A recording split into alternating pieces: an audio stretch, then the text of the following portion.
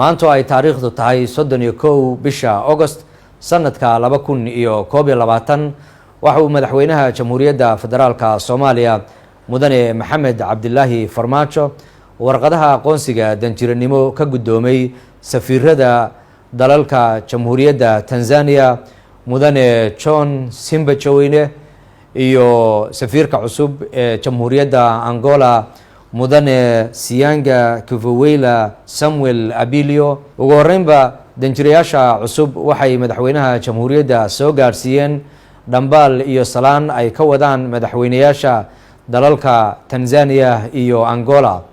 waxay sidoo kale ka mahadnaqeen soo dhaweynta diiran ee dawladda iyo shacabka Soomaaliyeed ay u muujiyeen iyaga oo soo bandhigay qorshayaashooda horumarinta xidhiidhka dalalkoodu ay la leeyihiin dalka Soomaaliya, gaar ahaan iskaashiga dhaqaale, horumarinta diblomaasiyadda iyo isu socodka shucuubta.